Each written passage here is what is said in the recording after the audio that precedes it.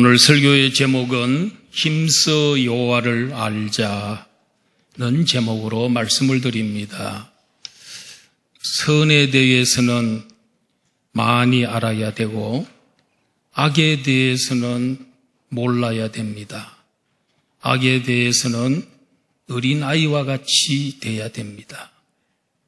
아담과 하와는 선악과를 따먹고 악을 알게 됐습니다. 그래서 자신도 불행해졌고 그의 모든 후손들이 그가 인류의 대표자였기 때문에 다 불행하고 사망에 이르게 했습니다. 호세아 선지자는 주전 770년 전으로 해서 활동하던 선지자인데 북쪽 이스라엘의 여로보암 2세 때 활동하던 선지자입니다. 여로보암 2세 때 북쪽 이스라엘이 가장 영토가 넓고 또 나라가 부강했습니다. 외형적으로 보면 가장 강하고 태평성대를 누렸다고 볼 수 있지만 영적으로는 가장 타락했던 때가 여로보암 2세 때입니다. 그 백성들은 바알에 대해서는 박사들이었습니다. 그러나 여호와 하나님에 대해서는 아주 무식하고 또 하나님을 관심을 기울이지를 않았습니다. 세상 향락에 대해서는 잘 알고 있지만은 거룩에 대해서는 그들이 무지했습니다. 선은 알지 못하고 죄와 악은 잘 알고 있었던 그 사람들이 북쪽 이스라엘의 사람들이었습니다. 그 사람들에게 호세아 선지자가 부름을 받게 되었던 것입니다. 우리는 어떻습니까? 이 세대를 본받지 말고 오직 마음을 새롭게 함으로 변화를 받아 하나님의 선하시고 기뻐하시고 온전하신 뜻이 무엇인지 분별하라는 로마서 12장에 있는 말씀처럼 우리는 과연 그렇게 살고 있습니까? 첫째로 우리가 생각할 것은 여호와께로 돌아가자. 6장 1절과 2절에 있는 말씀입니다. 호세아 선지자는 이스라엘 백성들에게 여호와께로 돌아가자고, 여호와께로 빨리 돌아가자고 간곡하게 호소하고 있습니다. 도대체 이스라엘 백성들이 지금 어디에 와 있길래 여호와께로 돌아가자고 하나? 여호와 하나님을 등지고 배신하고 그들은 하나님을 멀리 떠나 딴 곳에 가 있습니다. 그들의 영적인 생활이 형편이 말이 아닙니다. 하나님께 매를 맞아 그들의 심령은 찢어지고 또 상처투성이 만신창이가 되어 있었던 것입니다. 아무리 나라의 영토가 넓고 또 잘 살고 부강하다 할지라도 그들의 마음과 영과 생활에는 기쁨이 전혀 없고 두려움뿐이고 괴로움 속에서 살았던 것입니다. 죄와 허물로 인해서 영적으로 죽은 송장과 같은 그런 삶이었기 때문에 그렇습니다. 호세아 4장 7절 말씀을 보면은 다 같이 한번 읽어보겠습니다. 시작. 그들은 번성할수록 내게 범죄하니 내가 그들의 영화를 변하여 욕이 되게 하리라. 우리가 상식적으로 생각하면 어려울 때보다는 잘 살고 삶이 윤택하고 경제적으로 부유하고 그렇게 하면은 더 하나님 잘 믿을 것 같은데 북쪽 이스라엘 나라 사람들은 번성할수록 부자가 될수록 잘 될수록 성공할수록 더욱더 내게 범죄하니. 그들은 하나님이 주신 그 복을 가지고 바알에게 갖다 바쳤습니다. 바알을 섬기는 데는 아낌없이 드리면서 여호와 하나님에게 정작 그들에게 복을 주시고 그들에게 그 좋은 부요를 주신 하나님에게는 무관심하고 무식했던 그들의 삶입니다. 그리고 이들은 바알 숭배를 했고, 그리고 이웃에 대해서는 참 사랑이 전혀 없는 제사장들이 살인하고 그런 참 험악한 세상이었습니다. 그 시대상을 호세아 6장 4절 말씀에서 이렇게 표현하고 있습니다. 다 같이 한번 호세아 6장 4절입니다. 시작. 에브라임아 내가 내게 어떻게 하랴. 유다야 내가 내게 어떻게 하랴. 너희의 인애가 아침 구름이나 시 없어지는 이슬 같도다. 그들의 이웃을 향한 사랑이나 하나님을 향한 사랑이 잠시뿐이라는 것, 잠깐 동안 사랑하는 듯 하더니 사랑이 없어져 버리고 사라져 버리는 뭐와 같습니까? 아침 구름, 시 없어지는 안개.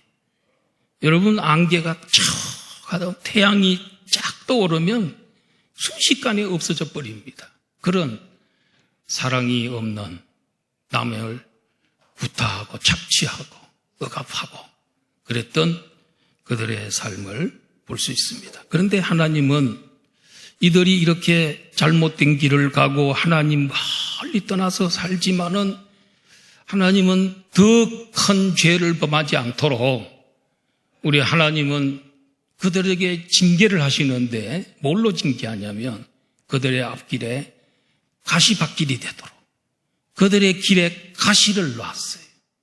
그리고 그들의 길에 하나님이 장애물을 놔서 더 이상 못 가도록, 그거는 하나님께서 그들에게 징계이면서 사랑인 것이지요.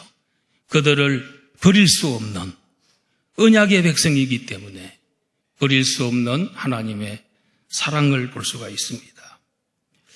호세아 2장 6절 말씀 한번 보겠습니다. 다 같이 시작. 그러므로 내가 가시로 그 길을 막으며 담을 쌓아 그로 그 길을 찾지 못하게 하겠다. 지금 멸망의 길, 하나님을 떠나서 지금 잘못된 길로 계속 가고 있는데 하나님께서 그들의 앞길에는 성도입니다. 지금 성도들이 지금 타락을 해서 가는 그 길에는 하나님이 그냥 두시지 않고 가시밭길 되도록, 험악한 가시밭, 형극의 길이 되도록.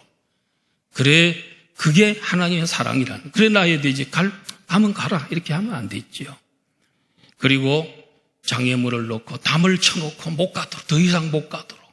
그렇게, 그게 하나님의 사랑이라는 거예요. 진노 중에 하나님의 사랑이 있는 거예요. 심판 중에 하나님의 사랑이 그 속에 있는 것이지요. 그래서 이스라엘 백성들의 삶을 보면 마치 뭐와 같으냐면 호세아의 아내 고멜과 같은 사람들이 이스라엘 백성들입니다. 하나님께서 젊은 청년 호세아에게 너는 결혼을 하는데 음란한 여자와 결혼을 해서 음란한 자식들을 놔라 하고 명령하셨어요.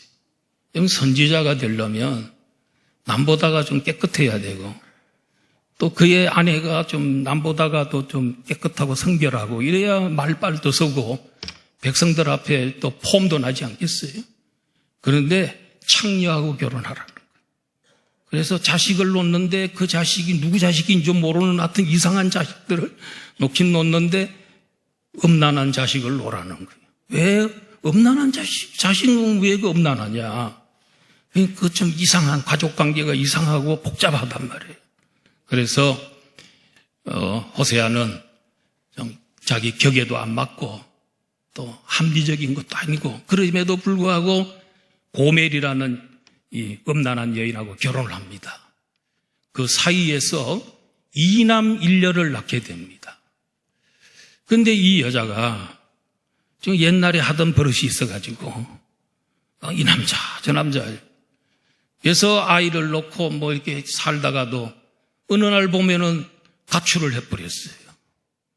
외간 남자하고 같이 붙어 사는 거예요. 또 가서 이 호세아가 그럴 때 그 호세아의 심정이 어떨까요?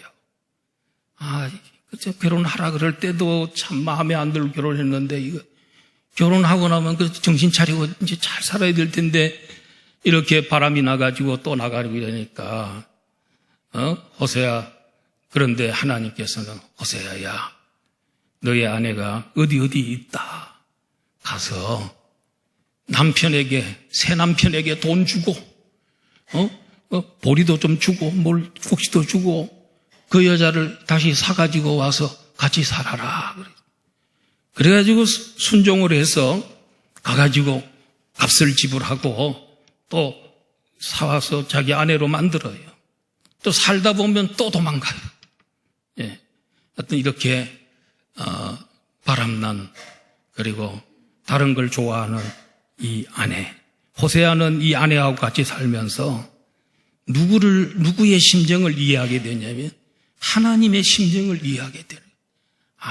우리 백성들의 이스라엘 백성들의 삶이 바로 고멜과 같은 삶이구나.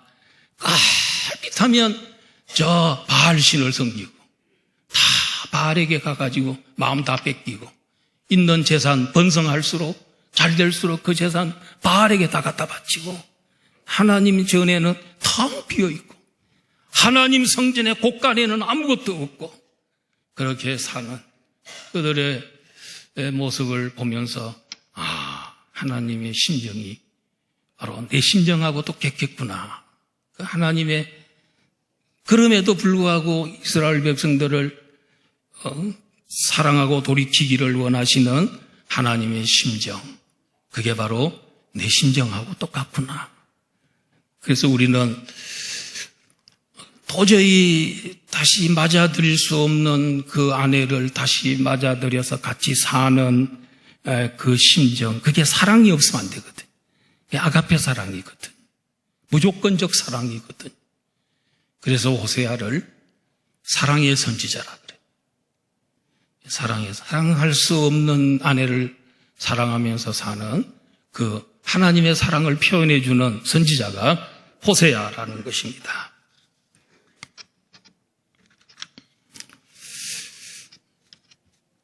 우리는 어떻습니까? 우리 신자입니다. 우리는 성도입니다. 그런데 우리는 아직도 육신을 가지고 있기 때문에 육신의 정욕, 또 안목의 정욕, 이 세상에서의 자랑, 이런 것들에 우리가 유혹을 받고 그것에 많이 치우칠 때가 많이 있습니다. 우린 지난날에 전적으로 타락했던 존재들이기 때문에 죄의 습성, 옛사람의 그 추한 행동 이런 것들이 찌꺼기가 남아있어. 그래서 환경만 주어지면은 자기도 모르는 사이에 그게 빠져들고 또 그게 기울여져 나가는 그와 같은 우리 삶의 모습을 보일 때도 있습니다. 가시밭길을 걸으면서도 늘 담에 부딪혀 고통당하면서도 돌이키지를 못하는 이것이 우리들의 모습이요 북쪽 이스라엘 백성들의 모습이었다. 그래서 돌아가자. 이 자리에 계속 머물러지 말고 돌아가자. 우리를 부르시는 하나님께로 돌아가자 하고 호세아가 외쳤던 것입니다. 두 번째로는 힘써 여호와를 알자. 그러면 이스라엘 백성들이 왜 하나님을 등지고 멀리 떠나서 그 고통스럽고 불행하고 추한 그런 삶을 살고 있는가? 그 원인이 뭐냐? 하나님을 알지 못해서 그렇다는 것입니다. 그래서 3절 말씀에 보니까 그러므로 우리가 여호와를 알자. 힘써 여호와를 알자. 그의 나타나시면 새벽빛같이 어김없나니 비와 같이 땅을 적시는 늦은 비와 같이 우리에게 임하시리라. 하나님에 대해서 무관심하여 하나님을 아는 지식이 없었습니다. 하나님을 잘 알고 하나님의 심정을 알았더라면, 그 하나님이 자기들을 향한 사랑을 알았더라면 떠날 수 없지요. 그들이 하나님을 더 사랑하고 그 곁에 늘 머물러 있었겠지요. 여러분, 호세아 4장 6절 한번 봅니다. 자, 여기 있습니다. 다 같이 한번 읽어보겠습니다. 시작. 내 백성이 지식이 없으므로 망하는도다. 내가 지식을 버렸으니 나도 너를 버려 내 제사장이 되지 못하게 할 것이요. 내가 내 하나님의 율법을 잊었으니 나도 내 자녀들을 잊어버리리라. 이 백성이 왜 망하느냐, 이스라엘 백성들이 왜 망하느냐면 지식이 없어서 망한다는 거예요. 누구에 관한 지식이 있습니까? 하나님을 아는 지식이 없다는 거예요. 하나님을 아는 것 같은데도 잘 몰라요. 그래서 제가 세례문답 받을 때 우리 아이들 세례문답, 중고등학생들 특별히 우리 어릴 때부터 유치부 다니고 유초동부 다니는 아이들 이제 중학교 2학년쯤 되면 학습 세례 받잖아요.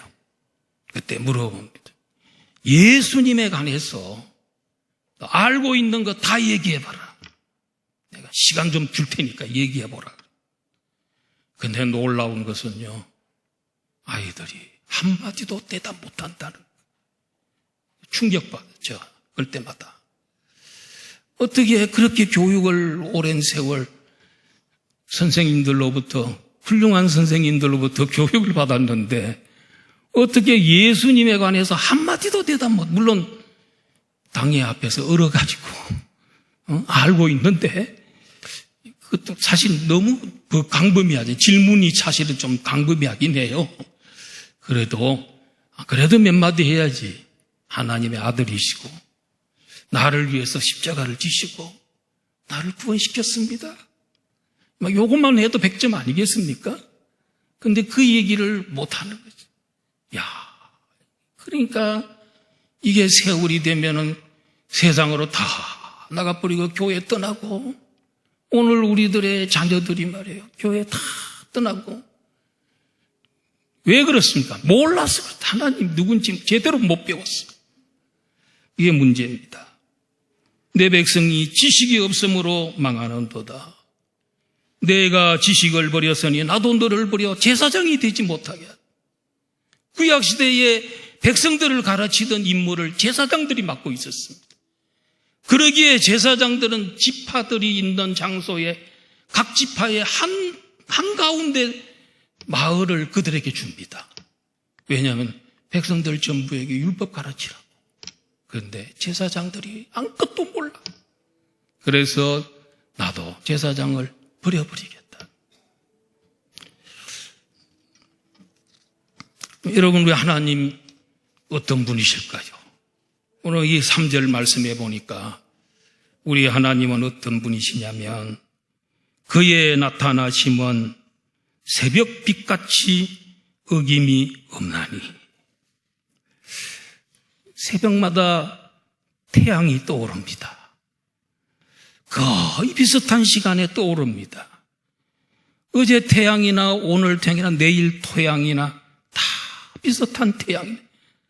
뜨겁기가 비슷하고 크기도 똑같고. 그런데 하루도 어김없이 태양은 떠올라. 그래서 온 세상을 비칩니다. 태양이 모든 것에 생명을 줍니다. 여러분, 태양이 없으면 모든 다 죽습니다. 살아남을 것이 없습니다. 그 정도로 태양이 중요합니다. 우리 하나님은 이와 같이 이스라엘 백성들에게 어김없이 그들에게 하나님이 나타나셔서 그들을 지켜보시고 그들을 돌봐주시고 은혜를 베푸시고 살려주시고 보호해 주신다는, 하나님은 어김없는 분인 줄로 믿습니다. 우리 하나님 그런 분이에요. 그런데 그 하나님이 태양을 이 빛과 같은 분인데, 여러분, 빛이 비침으로 인해서 모든 생명이 존재하는 것이고 자라는 것이고 또 열매 맺는 것이고 그러지 않습니까? 그런데 그들은 어떻게 생각했냐면 우리에게 농사가 잘 되게 하고 태양 같은 존재는 저거는 바알이라는 거예요. 하나님이 우리에게 태양 주신 게 아니고 바알이 우리에게 태양을 주고 농사가 잘 되게 하고 우리로 부욕해 하는 농사의 신이 바알이라고 믿은 거예요. 하나님에 대해서는 태초에 하나님이 천지를 창조한 겁니다. 다 잊어버리고 엉뚱한 신, 사람이 만든 거, 존재하지도 않는 거, 거기에다가 모든 시간과 정성과 다 바치고 마음을 다 뺏겨버리고 허송세월하고 그렇게 산다는 것이죠. 불쌍하잖아요. 우리 하나님은 태양을 비춰서 온 세계를 살리시는 분이고 또 하나님은 태양 같은 존재고 늘 그들에게 변함없이 그들을 바라보시고 나타나 주시고 만나 주시는 하나님인 줄로 믿습니다. 올해 우리나라에 사과가 잘 안 됐다 그래요. 인터넷에 보니까 어떤 지역에서는 예년보다도 4분의 1밖에 수확을 못했다 그랬어요. 그 원인을 얘기해 놓은 거 보니까 냉해 때문에 그랬다. 날씨가 약간 추워가지고 비가 많이 오랜 시간 비가 오니까 햇빛을 잘 못 받은 거예요. 햇빛도 충분히 받아야 곡식도 열매도 잘 익습니다. 그래서 올해 사과를 다 많이 수확을 못했다. 냉해 때문이다. 햇빛이 비춰주지 않으면, 뜨겁지 않으면 이렇게 어려움이 있는 것입니다. 그것을 우리 하나님께서는 변함없이 아침마다 오늘 또 태양이 또 올랐어요. 우리를 밝게, 온 세상을 밝게 해주고 우리가 지금 10월 달이죠. 예, 이게 난방을 하지 않아도 될 정도로 이런 좋은 세상에서 살지 않습니까? 또 하나님 어떤 분이신가 하면 비와 같이 땅을 적시는 늦은 비와 같이 우리에게 임하시리라. 여기 앞에 비는 이런 비를 말하는 것이, 뒤에 비는 늦은 비를 말하는 것이. 이스라엘 나라는 비가 보통 2계절에 그때는 비가 안 오면 안 되는 때입니다. 파종할 때 10월달 11월달에 비가 와야 씨앗을 뿌린대. 흙이 딱딱해지는 흙이 부들부들해지면서 그때 씨를 뿌려야 밀을 뿌리고 보리를 뿌리고 싹이 납니다. 그 다음에 밀과 보리가 바로 익기 직전에도 비가 풍성하게 와줘야 됩니다. 그래야 잘 연결입니다. 그때 이게 늦은 비가 옵니다.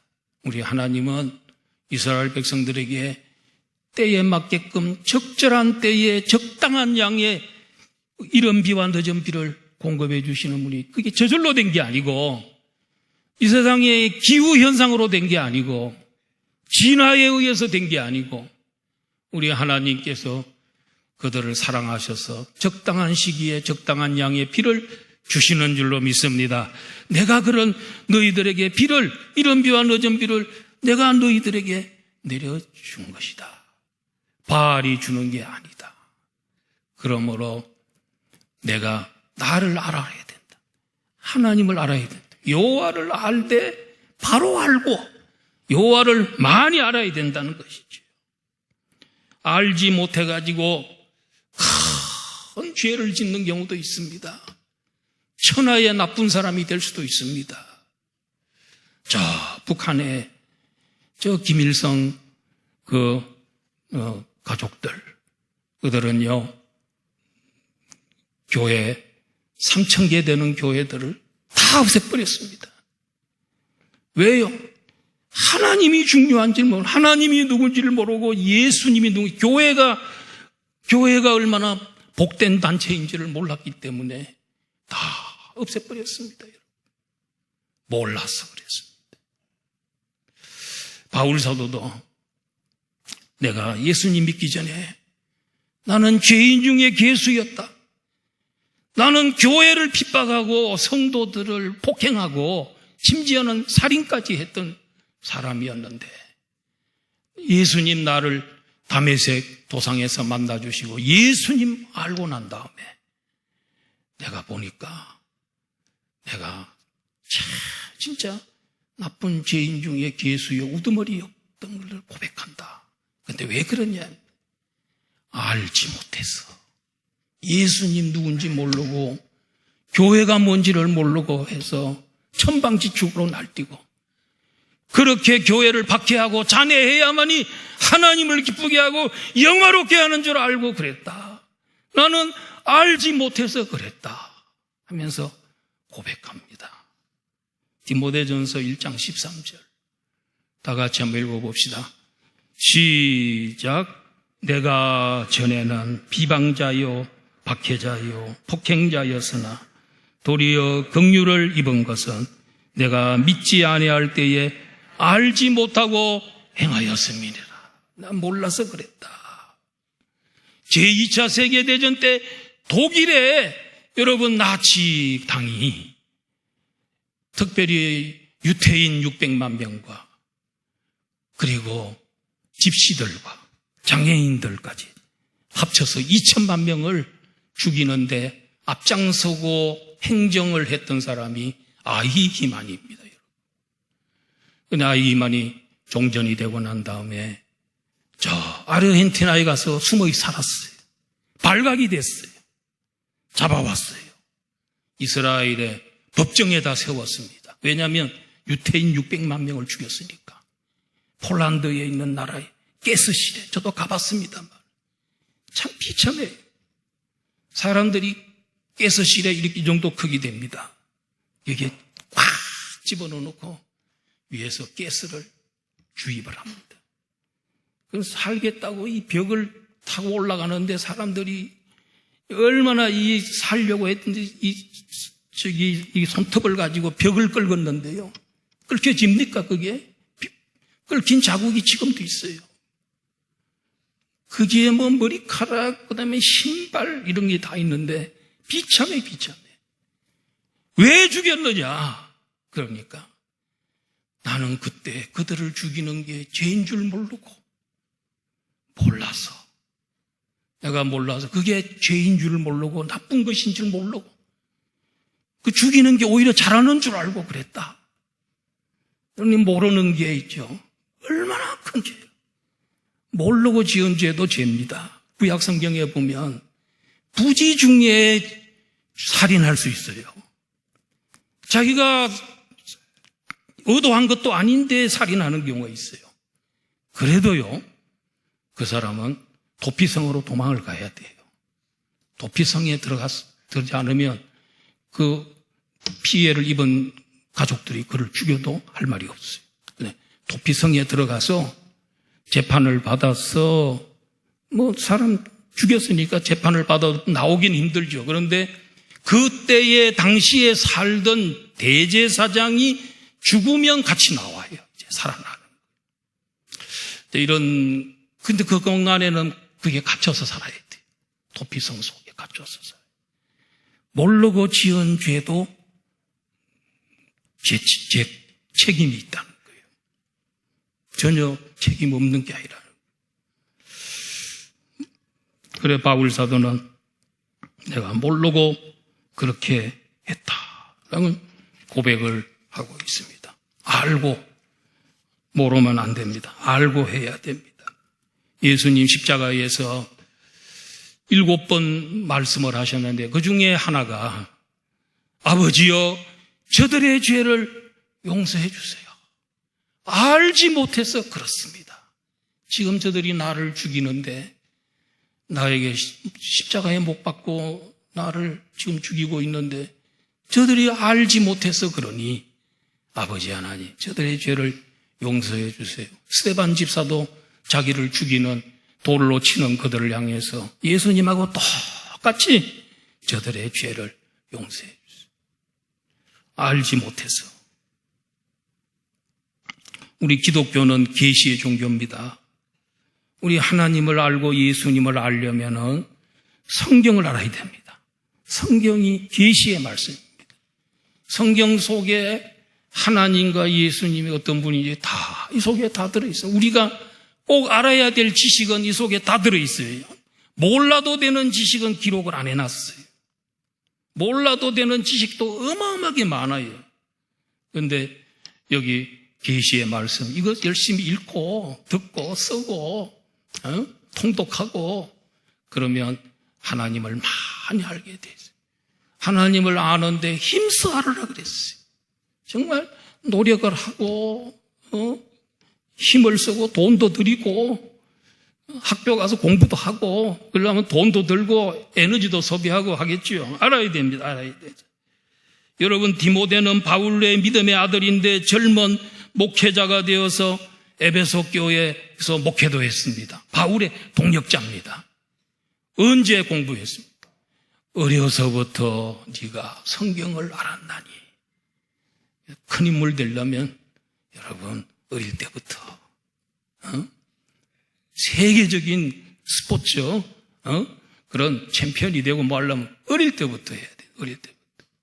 손흥민 선수 보세요. 4-5살 때부터 그 아버지가 축구를 가르쳤대. 작심을 하고 축구를 가르쳤대. 그래서 참 세계적인 그런 월드 클래스의 그 사카가 되지 않았습니까, 여러분? 어려서부터 성경을 아는 거 참 중요합니다.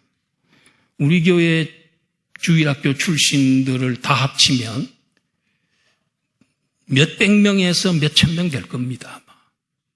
그동안에 46년 동안 주일학교 거쳐서 우리 교회에서 다 다른, 그래서 지금도 끝까지 남아서 우리 교회에서 참 주일학교 선생님도 하시고 또 우리 교회 일꾼도 되시고 중력도 되시고 그런 분들도 있고 어떤 분들은 만나면 오래간만에 뭐 예식장이나 이런 데 보면 가끔 오거든요. 우리 교회 출신들이. 그러면 다른 교회 가서 아주 신앙생활 잘하고 그런 분도 있어요. 그것도 감사해요. 왜냐하면 우리 교인들 가운데도 다른 데서 잘하다가 온 사람도 있기 때문에 또 우리 교회에서 가가지고 잘하는 그것도 좋은 일이라고 봐요. 그러나 저는 권장하지는 않아요. 우리 교회에서 끝까지 하면 참 좋지요. 우리 교회 다니다가 세상으로 나간 사람도 있을 거예요. 우리 선생님들이 이렇게 많이 가르쳤는데도 세상으로 나갔어요. 그런데 그들에게 뿌려진 씨앗이, 복음의 씨앗이 그 속에서 다시 언젠가는 움이 트고 자라날 날이 온다.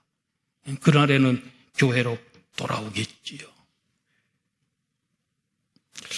우리가 하나님을 안다고 얘기할 때 하나님 그분 자체도 알아야 되지만은 우리 하나님이 참 사랑하는 단체가 있지요. 교회지요. 특별히 개신교. 중세 유럽의 로마 캐톨릭 교회가 진리에서 벗어나고 잘못된 길로 갈 때 루터와 켈빈과 제윙글리 이런 분들이 종교를 개혁해야 된다. 로마 캐톨릭 개혁하자 해서 개혁의 그 지치를 들었죠. 종교 개혁의 지치를 들어서 1517년에 루터를 필두로 해서 존 칼빈은 우리 장로교의 창시자라고도 할 수 있어요. 이런 분들이 해서 오늘의 개신교가 된 겁니다. 장로교, 감리교, 성결교, 그 다음에 침례교, 하나님의 교회, 하나님의 성회, 순복음 있죠. 우리나라에 이런 개신교들이 우리나라에 있습니다. 이거는 특별히 우리 예장 합동측 우리 교단은 칼빈주의를 따르고 있어요. 칼빈주의의 특징이 뭐냐면 하나님의 절대 주권주의, 세상 모든 것은 하나님이 다 다스리고 주관한다 하는 거. 이 세상의 정치도 세상 돌아가는 모든 것도 하나님의 절대 주권 속에 있다 하는 걸 특별히 강조하는 교단이 칼빈주의 교단, 우리 합동치역 교단이 그겁니다. 우리 교단의 신학을 무슨 신학이라고 말하냐면 개혁신학이라고 그래요. 개혁신학. 개혁신학은 철저하게 하나님 말씀을 기준으로 삼는데, 하나님의 말씀으로 기준했는데 보니까 교회들이 잘못되고 있어. 그러면 그 교회를 개혁을 해야 돼. 고쳐야 돼. 바꾸는 거예요. 이게 개혁신앙이에요. 개혁신앙. 철저하게 하나님 중심주의로 하는 것입니다. 특별히 우리 장로교의 창시자라고 할 수 있는 존 칼빈, 이분은 원래 태어나기는 프랑스에 태어났는데 종교 개혁을 완성시키고 발전시킨 곳은 스위스 제네바, 거기에서 칼빈이 좀 교회들을 잘 이루고 체계를 세우고, 그리고 그가 젊었을 때 쓴 책이 있어요. 기독교 강요라는 책이 있는데 그 책 속에 기독교의 교리와 이런 것들이 체계화했어요. 그분이. 그 정도로 젊은 시절에 20대에 기독교 강요를 쓴 거예요. 그런데 그 중에 보면 켈빈주의의 5대 교리가 나와요. 벌써 떠버렸네. 앞에. 뭐라고요? 처음에? 전적 타락이란. 자, 이 켈빈이 참 실력 있는 사람이고 정말 철저하게 성경주의자고, 그래서 그의 이름을 따가지고 켈빈주의가 나오고, 또 켈빈주의를 따르는 그런 신학을 뭐라 하면은 개혁신학이라 그래요. 그럼 개혁신학은 뭘 주장하느냐? 전적 타락이라. 우리 인간이 타락을 하긴 했는데 조금 10% 타락한 게 아니고 전적 타락을 해서 스스로 구원받을 일어설 만한 힘이 하나도 없다는 게, 그 다른 말로 전적 무능력이라고도 볼 수 있어요. 이게 우리의 교리는 전적 타락이라. 스스로의 힘으로는 구원을 이룰 수 없다는 거예요. 두 번째로는 무조건적 선택이라는 거죠. 하나님께서 우리를 선택해서 구원시켜 주실 때 하나님 우리에게 조건을 안 보고 돈 많은 사람, 좀 착한 사람, 똑똑한 사람, 이런 사람은 구원시켜주고 나머지 그렇지 못한 사람은 하나님 구원 안 시켜주고, 선택을 할 때 조건 선택이 없어요. 여자든 남자든, 유식하든 무식하든, 유무, 재산의 유무를 따지지 않고 하나님께서 무조건 하나님의 그냥 선택해 주는, 조건을 안 보고 선택한다. 세 번째로는 제한 속죄. 속죄란 말은 죄를 사해 주는데 누구는 사해 주고 누구는 안 사해 줍니다. 하나님께 선택받은 사람은 속죄함을 받습니다. 선택받지 못한 사람은 속죄함이 없습니다. 제한적입니다. 아무나 다 구원받는 게 아닙니다. 예수님이 십자가에 달려 돌아가셨지만은, 인류를 위해서 죽으셨지만은, 그래도 예수님 믿는 사람은 구원시켜 줍니다. 제한적이죠. 그런 제한 속죄를 얘기하는 거예요. 그 다음에 불가항력적 은혜. 하나님의 은혜가, 하나님의 사랑이 우리를 사랑하고 있을 때 그것을 항거할 수 없는, 하나님의 사랑을 항거하는 게 불가하다는 거예요. 이게 불가항력적 은혜라는 거예요. 항거하는 게 불가하다는 거예요. 하나님 우리를 구원시키기로 하면은, 바울 사도 보세요. 그런 사람에도 불구하고 죄인 개수고 교회 잔멸하던 사람인데도 그를 만나주시고 구원시켜 주니까 그가 항복하고 받아들이잖아요. 항거할 수 없다는 거예요. 하나님의 은혜는 우리가 항거해봤자 그건 소용도 없다. 그래서 하나님의 은혜는 우리가 다 받아들일 수밖에 없다는 것이고, 성도의 견인이란 말은, 견인이다 그러니까 고장난 자동차 끌고 가는 거, 그게 이제 견인이죠. 끌고 가는 거, 그거는 한문이 달라요. 이건 견인은 뭐냐면 견디고 인내하는 거. 우리 신앙생활 하다 보면은 천국 갈 때까지 견디고 인내해야 될 때가 있어요. 그래야 되는 거예요. 그런데 그렇게 견디고 인내해서 결국 궁극적으로 구원받을 수 있도록 하나님께서 어떻게 하신다? 우리에게 은혜를 주시고 도와주시고 보호해 주시고 힘을 준다는 거예요. 성도가 견디도록 하나님 은혜를 주신다는 거예요. 이게 성도의 견인이 되도록 한다는 것이죠. 그리고 칼빈주의의 5대 슬로건이 있습니다. 사상이 있습니다. 표가 있습니다, 여러분. 그게 종교개혁 시대의 표어이기도 하고, 종교개혁 시대의 5대 슬로건이 뭐냐면, 첫째가 오직 성경.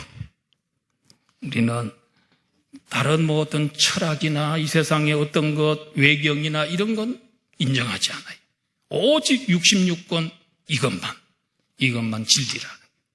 그래서 오직 성경, 솔라 스크립투라, 오직 성경. 여기 뒤에 나오는 이거는 라틴어입니다. 라틴어, 로마 말이죠. 솔라 스크립투라. 그 다음에 오직 그리스도. 우리의 구원자는 오직 그리스도밖에 없다는 거예요. 솔루스 크리스투스. 그 다음에 오직 은혜. 우리는 하나님의 은혜로 구원받는 거지. 공로나 무슨 업적이나 선행이나 이런 걸로 구원받는 게 아니에요. 하나님의 사랑에 의해서 구원받는 거지. 솔라 그라티아. 오직 믿음. 우리는 믿음으로 의인되고, 그죠? 하나님 우리에게 믿음을 요구하신다. 그러므로 오직 믿음으로 구원받는다. 솔라 피데. 오직 하나님께만 영광.